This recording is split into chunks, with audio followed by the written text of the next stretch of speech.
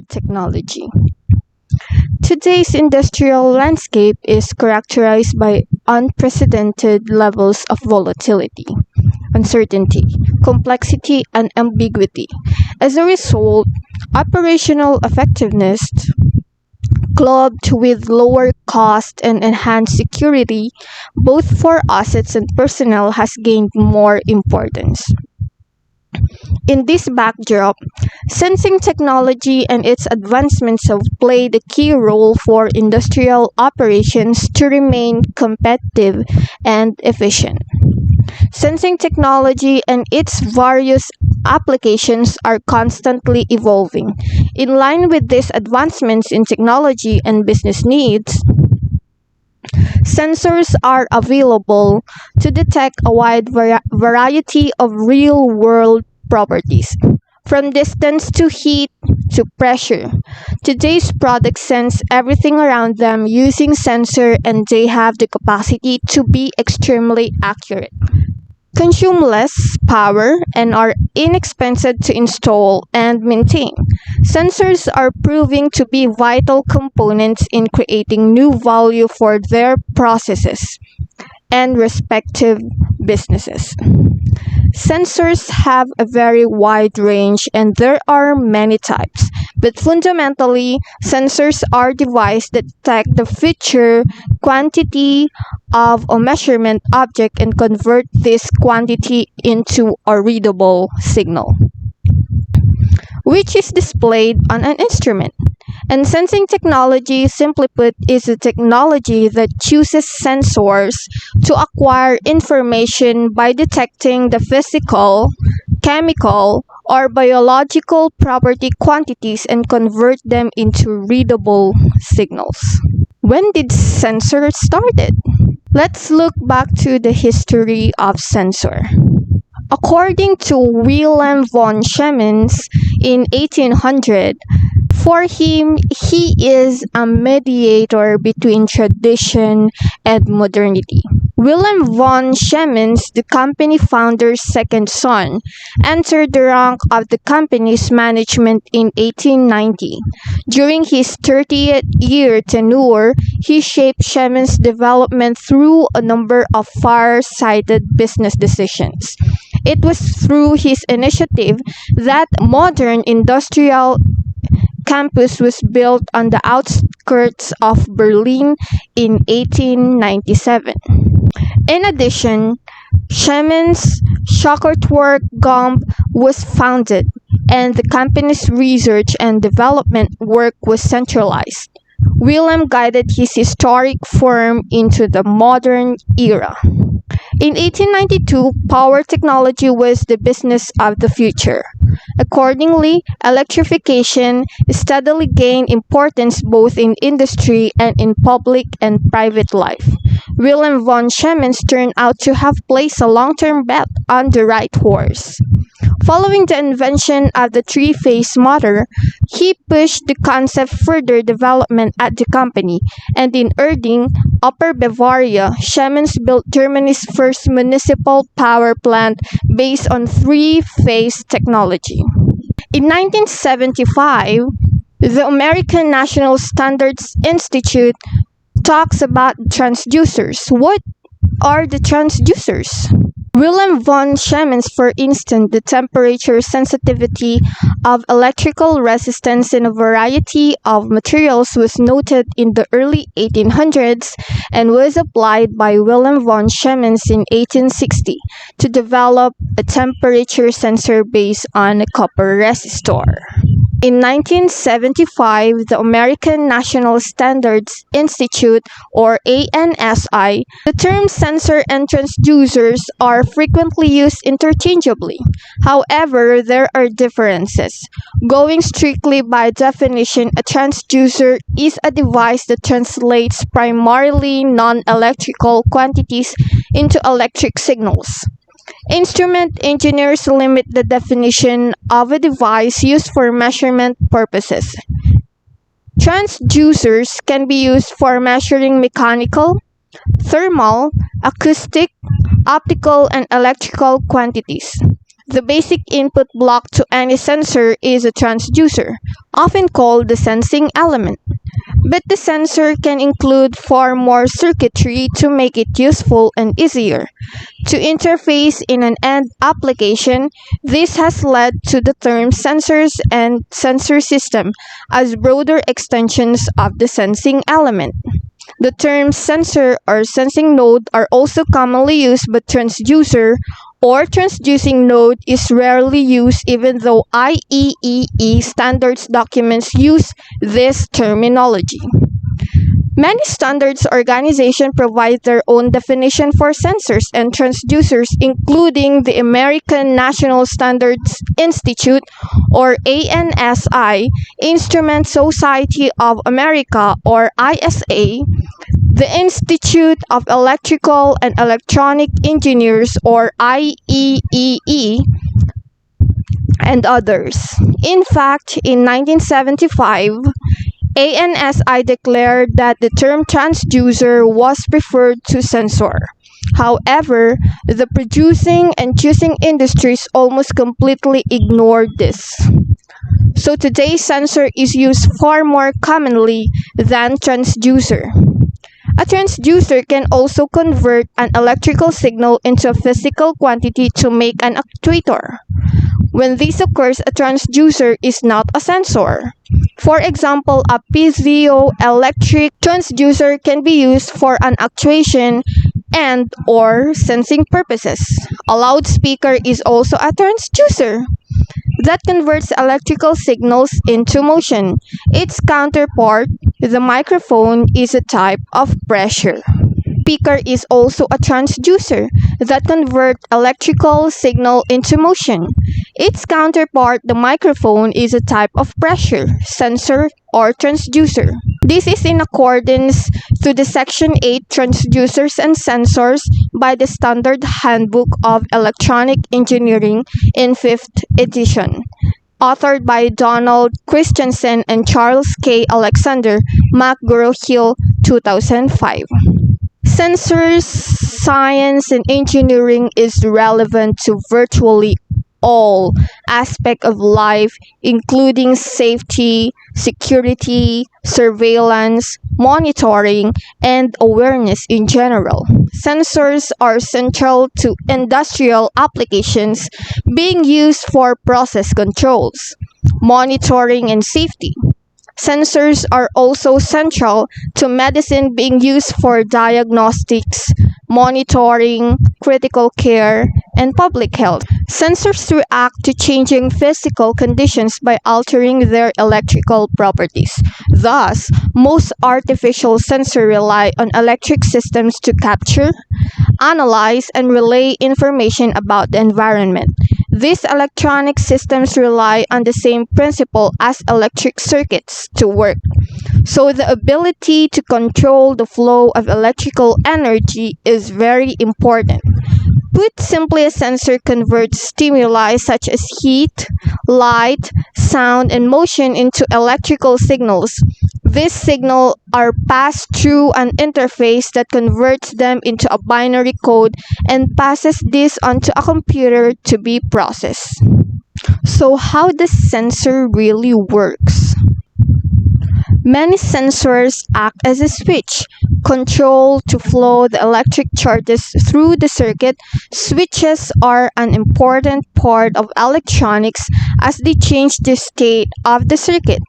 Components of sensors such as integrated circuits or the chips, transistors, and diodes all contain semiconducting material and are included in the sensor circuits so that they act as switches. For example, a transistor works by using small electrical current in one part of the circuit to switch on a large electrical current in another part of the circuit. Most sensors use radiation, such as light or laser, infrared radio waves, or other waves such as ultrasonic waves to detect objects and changes in their environment. They can do so by having an energy source inside them that enables them to emit the radiation toward their target object. This radiation is reflected back by the object and detected by the sensor. This is called an active sensor, for example, in the use of radar. In modern systems, most commonly the voltage is digitized to convert it from the continuous analog realm to a digital form where we can perform arithmetic on it, transmit it, save it, etc. This, however, is not a part of the sensor, although the two parts may be tightly integrated as in a digital thermometer. The nature of the parameter being measured will dictate the makeup of the sensor. Usually, there are constraints that dictate things like maximum and minimum ranges of measurement. The type of sensor will then impart certain behaviors and other characteristics to the measurement. A common way of measuring temperatures in some setting is with a device called a thermocouple. These are based on a property of metals that makes them create a voltage that is a representative of the difference in temperature between two parts of the metal. When the metal is a wire, you can measure the voltages between the two ends. These are great for high temperature measurements where you want to detect temperature changes in the hundreds of degrees. At low temperatures, the voltages are too small to measure accurately, so other methods are chosen for those. Things like thermistors have temperature-dependent resistances, where the resistance change can be reliably measured at human temperatures. Two different applications, different principles of operation, and different ranges of measurement. Inductive proximity sensors are used for non-contact detection of metallic objects. Their operating principle is based on a coil and oscillator that creates an electromagnetic field in the close surroundings of the sensing surface. The presence of a metallic object or the actuator in the operating area causes a dampening of the oscillation amplitude. The rise for all of such oscillation is identified by a threshold circuit that changes the output of the sensor. The operating distance of the sensor depends on the actuator's shape and size and is strictly linked to the nature of the material. And this next picture, as you can see, is the capacitive sensor, or the capacitive proximity sensor. The definition that is presented there, and I'm going to explain while you are reading this. Capacitive proximity sensors are those devices that are non-contact, that can detect the presence or absence of virtually any object regardless of material. They utilize the electrical property of capacitance and the change of capacitance based on a change in the electrical field around the active phase of the sensor. Capacitive sensing technology is often used in other sensing technologies like flow, such as pressure, liquid level, spacing, thickness, ice detection, etc. You can also include the shaft angle or linear position, dimmer switches, X or Y tablet. Principle of operation of capacitive sensor is somewhat not differ from the inductive sensor. Capacitive sensor acts like a simple capacitor. A metal plate in the sensing phase of the sensor is electrically connected to an internal oscillator circuit, and the target to be sensed acts as the second plate of the capacitor. Unlike an inductive sensor that produces an electromagnetic field, a capacitive sensor produces an electrostatic field. So you can actually go with the keywords.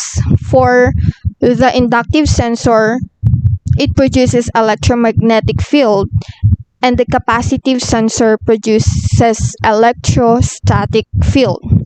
The external capacitance between the target and the internal sensor plate forms a part of the feedback capacitance in the oscillator circuit.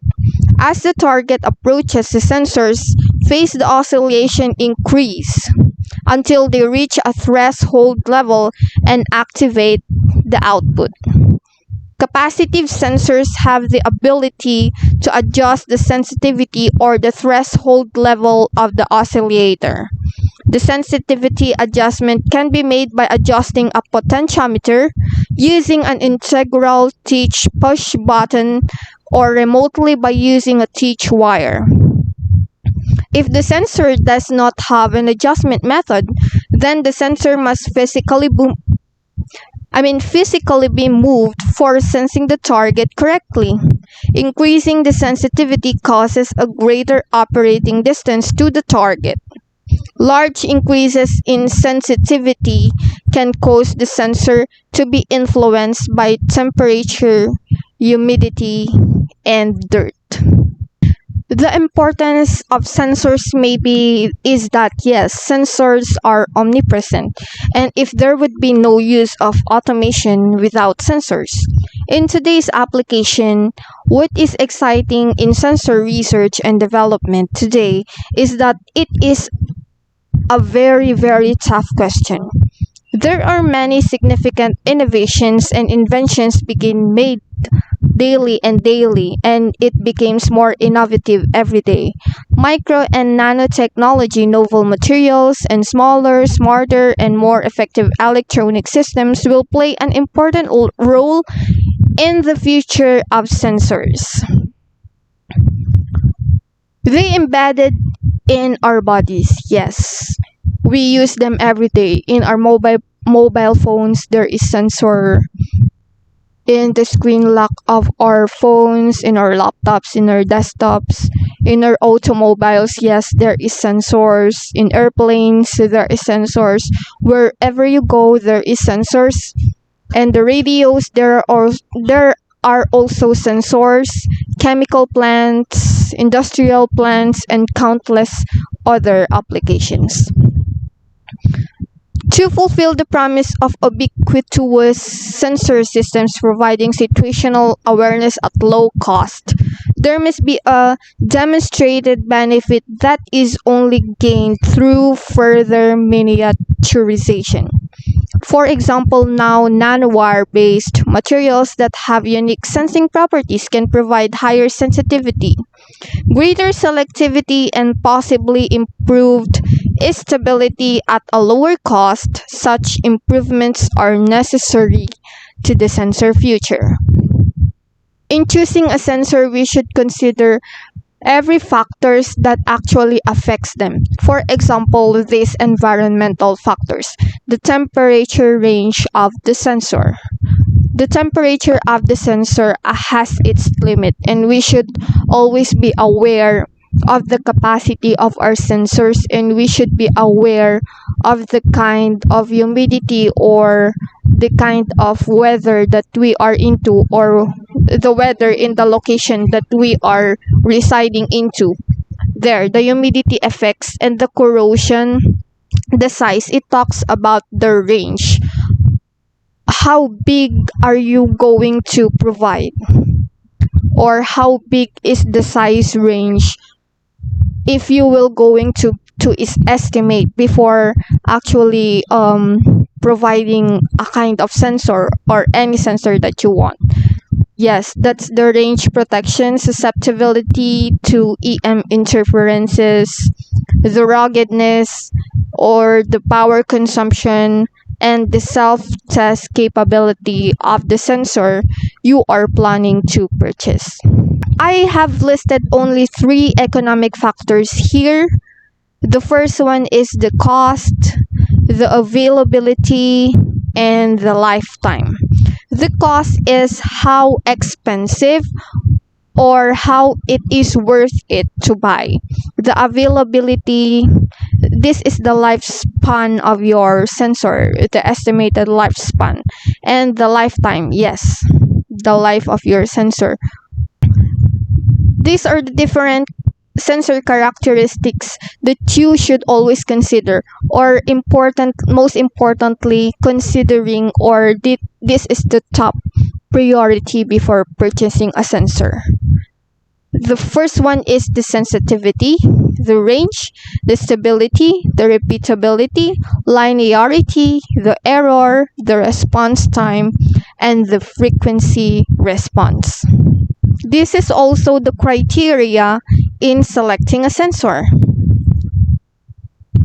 With technology playing such an important role in today, to imagine life without relying on certain devices and both complex and simple tasks, though the pace of developing is moving very rapidly, it's a painstaking experience. The technology that we use today seems relatively new, and the ideas behind them date decades back. For example, the infrared lights, which are not visible, they're part of the electromagnetic spectrum, and the wavelights are much longer than those of the light we have, between 0.75 to 1000. Nowadays, sensors are used on daily basis in objects. Sensors, burglar alarms, and temperature sensors. Australia used in both commercial and residential settings. So residential buildings, while they're legally required in buildings like smoke and temperature sensors Australia. I just take Australia as an example. The demand for work efficiency is on the constant rise of industry, and a lot of manufacturers have to invest in a quality of workflow. The buying and installing smoke sensors, temperature sensors is a pretty straightforward proceeding you when things are about to go wrong, so you can present potentially prevent casualties and damages commonly found in industrial zones. It will always depend on the sensor that you will going to acquire. If it is temperature sensor, the pressure sensors, or the proximity sensors. Actually, in selecting a sensor is not all sensors are really created equal.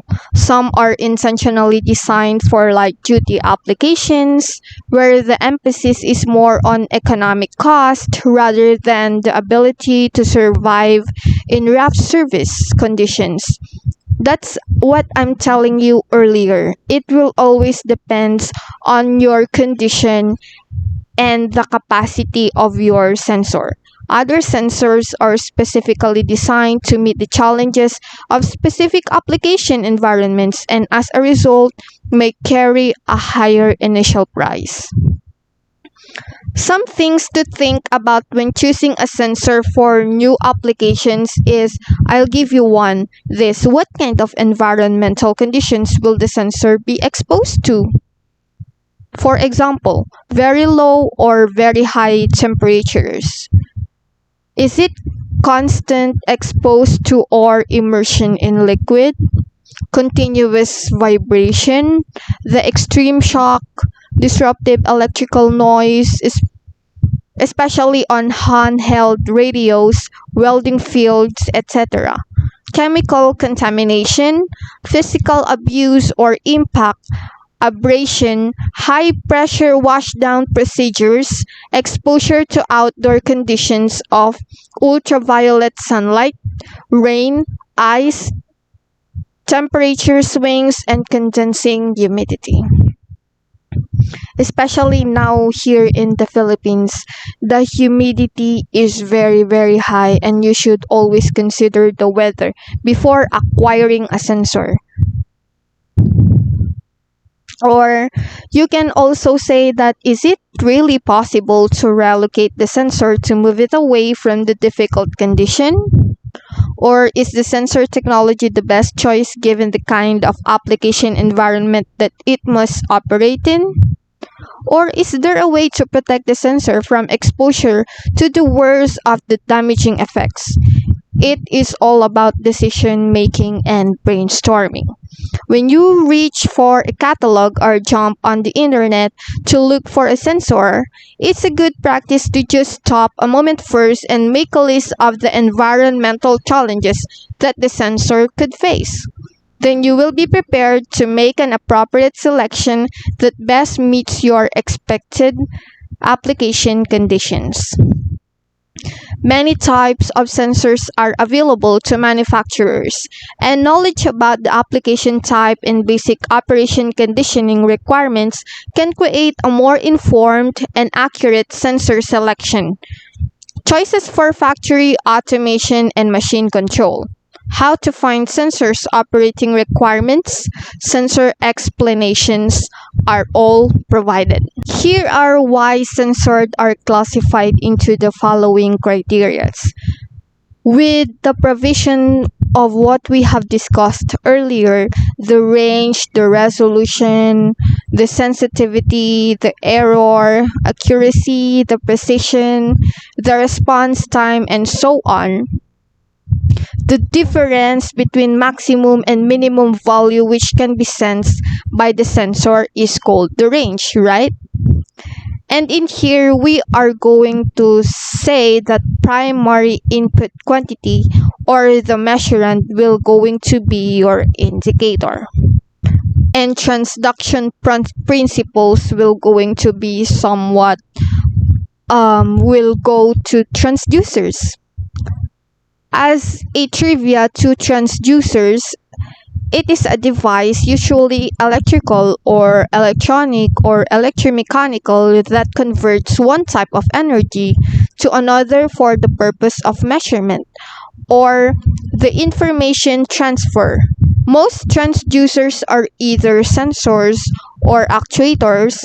In a broader sense, a transducer is sometimes defined as any device that sends or converts a signal from one form to another. But you should not always be confused of what is a transducer and what is a sensor. In a similar definition, a transducer is defined as a device providing a usable output in response to a specific measurand. The measurand. Where the measurand is defined to the physical quantity, transduction principles to the measurand. Where the measurand is defined to be the physical quantity, property, or condition that is to be measured. Methods of sensor fabrication are numerous and specific for each particular design. It depends on the sensor. They comprise actually of processing of semiconductors, optical components, metals, ceramics, and plastics. Here we briefly discuss some materials and the most often used techniques, but it will always depend on the kind of material that has been used. And for the property, the important static characteristics of sensors includes the sensitivity, the resolution, the linearity, zero drift and full-scale drift, range, repeatability, and reproducibility. Sensitivity is a measure of the change in output of the sensor relative to a unit change in the output. That is the measured quantity. In devices, the applications has definitely made a lot into an intelligent system. But the application of sensor has its own intrinsic issues that is related to sensor connectivity, integration and control, and data processing. Some of the issues associated with the usual sensors embedded in a device were sensors attached to devices produce an enormous amount of data to be streamed over on the internet. The sheer volume of data produced by sensors puts a huge burden on a network. Due to network latency, data are often not processed synchronously or they are being lost. This creates a major setback for any real-time applications that demand instant feedback, as late arrival of process feed due to network latency causes a delay in real-time action. The other associated issue is the fact that sensors produce an enormous amount of noisy raw data, and processing this data and filtering the noise is a CPU intensive job. Sensors produce data in a raw format. From the data integration and usability perspective, this raw data may not be acceptable to other heterogeneous systems. It is often necessary to abstract the idea or the data by extracting the needed information and representing it in a form acceptable to other heterogeneous systems. Sensors are prone to fault. Yes, that is the downside. Producing erroneous or no data, and this raises a need for runtime diagnostics to determine the cause and magnitude of errors. Further, the usual sensors are separate entities that need to be connected separately to the interfacing circuit of the device. This causes difficulties related to embedding sensors into device as well as their maintenance. And that will be the end of our presentation for today. Please don't forget to like, share, and subscribe, and hit the notification bell below for more upcoming videos. See you next lesson, students!